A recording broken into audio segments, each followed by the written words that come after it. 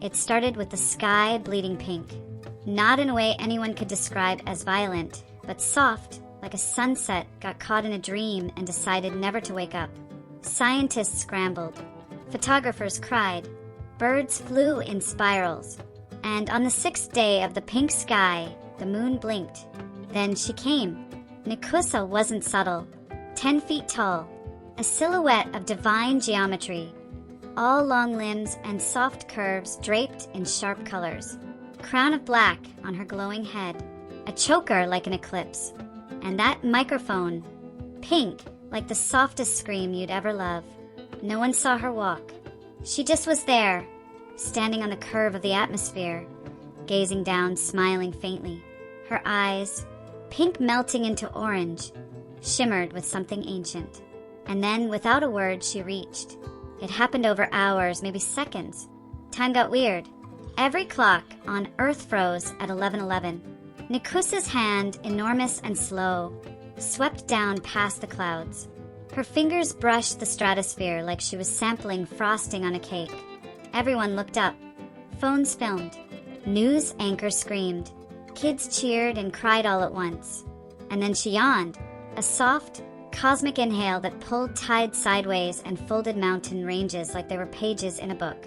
The sky ripped open, not violently, but like paper dipped in honey, slow and inevitable. And Earth tilted toward her lips. "She's eating us," someone whispered on a live stream that would become historic. But the wild part? She didn't look angry. She didn't chew. She just opened her mouth, impossibly wide, eyes dreamy and glowing, and Earth, blue and brilliant, slid into her throat like a marble. The last thing anyone on the outside saw was Nikusa's long white hair brushing across the planet's southern pole as her lips sealed the world in darkness. The world didn't end. No one was crushed. No one burned. Instead, everything changed. Gravity stuttered, then stabilized. The stars vanished. The sky turned to velvet pink, alive and slow-moving, like a breathing ceiling of bioluminescent fog. If you stared long enough, you could make out huge, pulsing veins above the clouds. They moved with a rhythm that wasn't quite a heartbeat, but close. Some people panicked. A few prayed. Others adapted. Cities ran emergency broadcasts. Governments unified fast, launching deep sky probes to understand the new sky. What they found was breathtaking. They were inside a biomechanical world, a living, breathing pocket of safety. Mountains rose, still anchored to tectonic plates. Oceans calmed. Even storms seemed quieter, as if Nikusa herself was keeping them safe. Some people whispered her name like a goddess. Others called it captivity. But Earth kept spinning. 1 year inside her past, and then something changed. The sky turned dark gray. Winds kicked up. The velvet air trembled with strange sounds, like laughter, but layered with static and old music. Suddenly, Nikusa's inner stomach began to contract. Not violently, but deeply. Enough to cause quakes across continents. Some scientists feared digestion was finally beginning. Others, the spiritual ones, said she was lonely. Suddenly, communication stopped. Satellites fell dead. Plants began glowing. And at the base of the Himalayas, a strange, new structure began rising from the ground. Fleshy, golden, spiraling. Nikusa was changing. Or dreaming. Or something was inside her that didn't belong. Then came the voice. It was felt more than heard, like every tree whispering in sync, a language of pulse and warmth. Nikusa was speaking. "I didn't mean to scare you." Her voice vibrated through every mountain, every wire.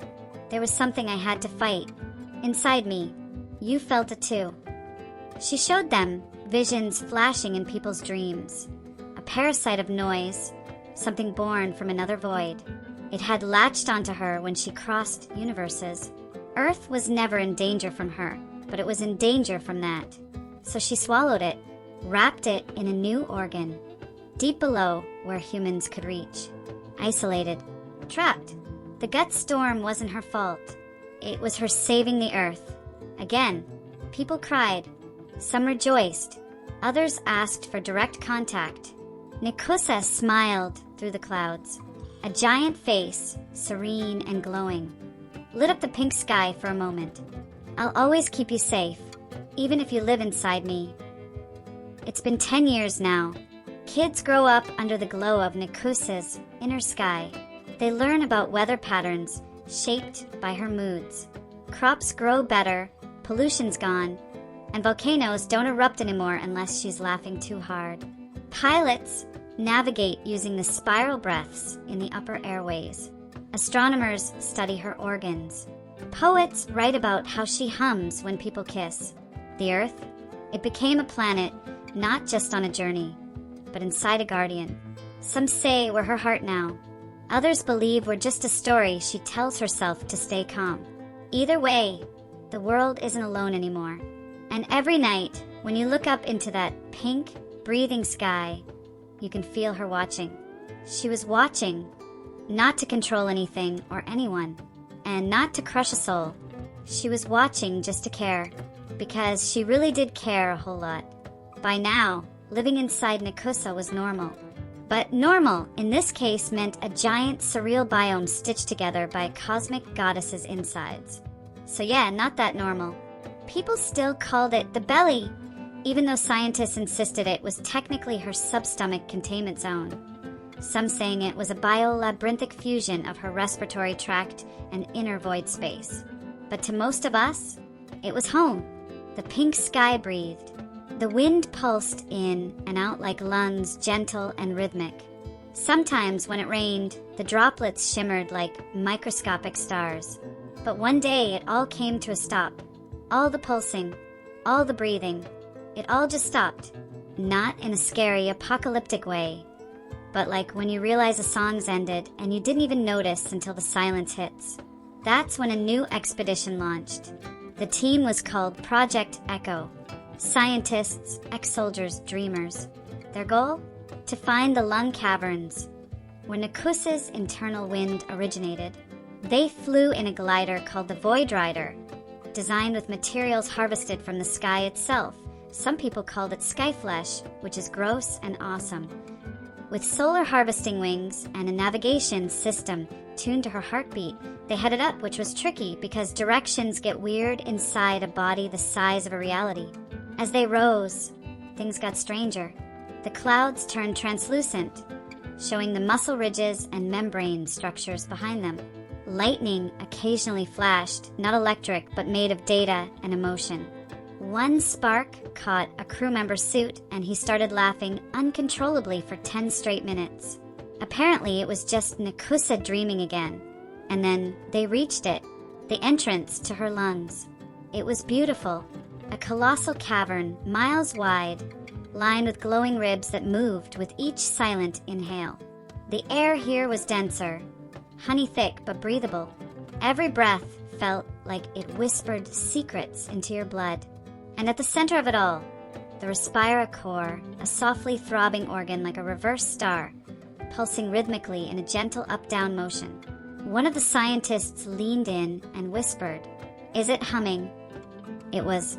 Nikusa's lungs sang, each breath a vibration, a melody made of warmth and gravity, a living song, keeping everything in harmony. But then something weird happened. The core hiccuped, just once, a sudden jerk in the pulse. The sky above quivered. Down on Earth, tides surged and entire cities felt a soft vertigo like the world had blinked. The team panicked. Something was off.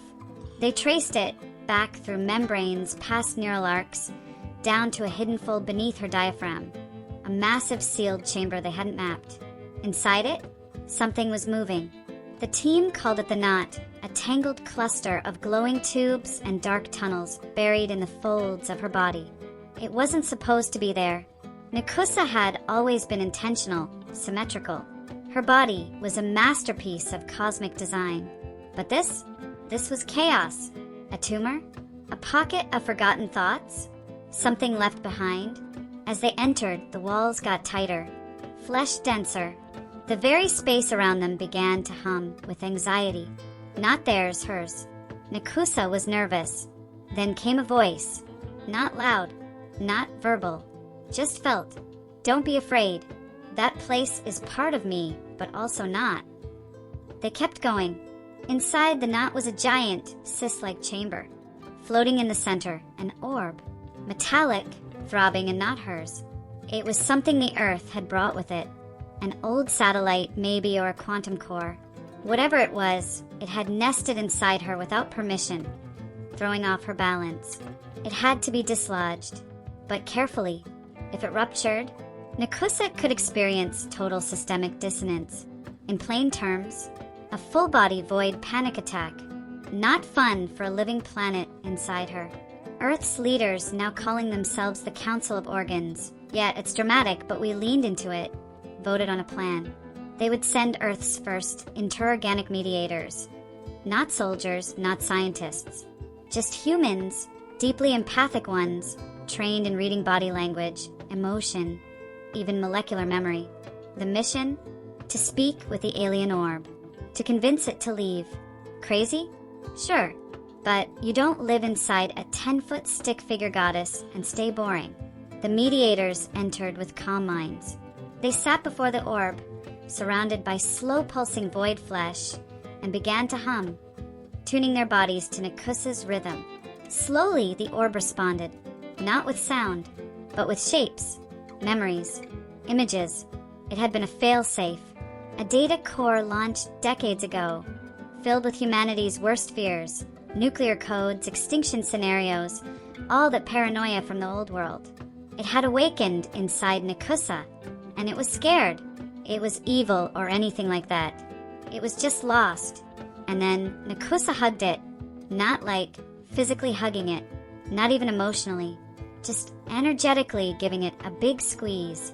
She pulled it into herself, absorbed the memories, transformed the fear into energy, into breath, and the pulse resumed. The sky above Earth shivered, then glowed. She was okay, and so were we. Months passed. Now people started building up toward the sky ceiling, constructing spires and floating cities to study the membranes, the massive nervous highways, the glistening ridges of skin that shimmered like galaxies from inside. Some say the sky wasn't just her stomach anymore. It had become part of her dream layer, a skin she wore not to protect us, but to connect with us. Every building whispered to her now.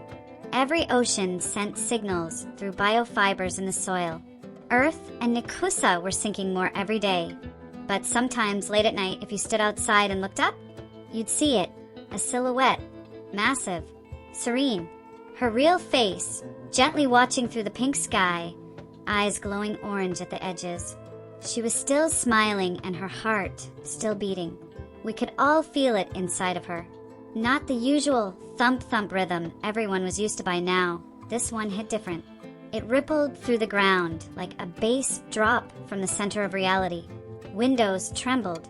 Skyscrapers made of synthesized sky flesh bent slightly, then straightened. Even the oceans paused. Something deep inside Nikusa had shifted. Some said it was grief. Others thought it was joy. The Council of Organs? They called it the heart call. And like always when she stirred, humanity answered. Project Emberline launched 3 weeks later. Not military, not tech. This time it was made up of artists, architects, and healers. People with big feelings and soft hands. Nikusa didn't speak in language or math. She moved in vibes, in rhythms, in strange bioemotional currents. To talk to her heart, Earth had to bring its own. So they built the Ember Ship, a ship designed like a floating cathedral made of woven vocal cords and solar bones, powered by group emotion. No joke. It flew better the more they vibed with each other. Their course? Down. Way down. As they descended through the lower mantle tissues, past the diaphragm forest, through the larynx canyons, they hit the Oracle Sea. It was insane. A giant, floating biome of glowing pink fluid, warm like bathwater and humming like a love song under your skin. Huge, jellyfish-like veins pulsed above them, the size of cruise ships, pumping whatever passed for blood in her. And there, rising from the sea center, was the heart spire, a tower of living muscle, glowing like coals, with thousands of arteries wrapping around it in perfect spirals. Each throb of the heart spire sent out a wave of sound, like a heartbeat mixed with whale song and thunder. This was it, Nikusa's heart, not just a biological pump, more like a cosmic furnace. The Ember ship docked at a floating outcrop and made contact. Not with machines, not with cables, just with presence. They meditated, danced, sang. One guy played acoustic guitar for 3 days straight. It was ridiculous. It was beautiful. The walls of the heart spire slowly opened, not like a door, more like a blooming flower, and let them in. Inside was pure feeling, a chamber of suspended gravity, where emotion literally shaped the environment. One room would turn into a field of glowing grass when someone felt nostalgic. Another, a vast dark space with starlight and a low heartbeat echoing when someone grieved.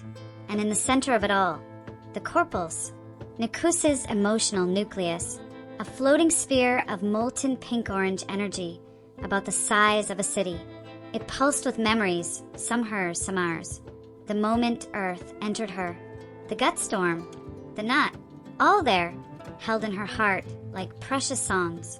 But something else was there too, a small, cold shard of a memory that didn't belong. It wasn't part of Earth, or Nikusa. It was familiar in a bad way. It looked like a jagged piece of crystal, floating at the edge of the corpus, leaking static and shadows. When the artists got close to it, they felt sudden dread, like being watched by a parent you disappointed. The shard was judgment, pure, raw, weaponized shame, probably a remnant of whatever other universes Nikusa had passed through, dimensions that hated how big, how free, how weird she was. And now it had infected her heart. Left unchecked, it could corrupt her emotional rhythm, her connection to Earth. The artist started to sing, not like a normal song, more like a raw, messy, tear-drenched group scream-sing full of old childhood memories. Awkward first kisses, anxiety spirals, memes, hope, and really loud key changes. They crashed their feelings into the corpus, wrapped it in human chaos, reminded Nikusa who we are, messy, emotional, imperfect, but trying. And then the shard cracked and shattered. The corpus flared. A wave of emotion burst outward. All across Nikusa's body, people felt it. Joy, relief, peace. For the first time in weeks, the pink sky shimmered with little golden fireflies. Nikusa was happy again. After the heart call came the bloom. Nikusa's body responded like a living ecosystem. New organs budded from the ground. Some edible, some musical, some just pretty. Entire forests of bioluminescent coral grew across Asia. Rivers began flowing in reverse, revealing hidden glyphs in their paths. People thrived. Inside the stomach of a god girl, humanity had found its weirdest, softest golden age. Earth had adapted to her, and she had opened herself to Earth. For all the harmony Earth had found, for all the art and life and weird sky cities built in Nikusa's vast, surreal body, something still watched from the shadows. Her immune system, not white blood cells like ours. Nikusa's defense system was more like an ancient order of sentient shadows, wandering her internal landscape with glowing eyes and long, tendril-like limbs that flowed like ink in water. They called themselves the Null Guard. And one day, they showed up over New Vientra, one of Earth's largest floating cities, and whispered a decree. Humanity must stand trial. Your presence is tolerated, not understood. And ignorance is dangerous. The trial of symbiosis was held in the Atrium Vanta, a hidden chamber in Nikusa's chest cavity, deep in the folds of her void bone. The room was impossible to describe. Infinite but enclosed, warm but made of pure static, walls like skin and crystal, a sky that blinked. The Null Guard circled the room in slow spirals, their voices like a dozen overlapping thoughts. Earth's chosen speaker was a teenager. No one knew her real name. Online, she was called at VoidKitten97. She was 17, lived in the Spinal Ridge suburbs, ran a meme account, and did slam poetry about her life inside Nikusa. Why her? Because she got it. She felt things deeply. She wasn't afraid of weirdness. And more importantly, she wasn't trying to explain Earth's presence with data or diplomacy. She was just going to tell the truth. So she stepped into the center of the atrium, heart pounding, and she spoke. I know we're messy. We fight. We break things. We eat trash food and cry over stupid boys and build cities in places that don't even want cities. But we also make stuff. Like crazy, beautiful stuff. We paint our feelings. We dance when we're sad. We forgive people who probably don't deserve it sometimes. And I think Nikusa saw that. I think she looked at us and thought, yeah, you're weird, but you're mine now. We didn't come here to hurt her. We came here because we didn't fit anywhere else. But she fit us. She paused, then shrugged. So yeah, that's all. Then there was a super long, heavy pause of silence. Then the null guard moved. They didn't speak, just bowed low and slow. Verdict, accepted. Earth would stay. Even more years have passed by now. Humanity adapted fully. Some people stayed in the main Earth core. Others migrated to the lymph rivers or the gut canyons, or joined the choir societies that lived in Nikusa's lungs and sang in tune with her breath. Nikusa herself appeared more often now, not just as the sky or the heartbeat, but as a voice, a shape in the clouds, a presence that would lean down, grin, and whisper things like, "You're doing great. Weird, but great." We kept growing, not in conquest, but in connection. We started to understand her, not as a goddess, but as someone who loved us and chose to keep us. Even after the panic and the strange dreams and the memory shards and the shadow trials, she kept us safe. In the end, Earth became Nikusa's heartbeat, living forever in the center of the Void Queen's chest.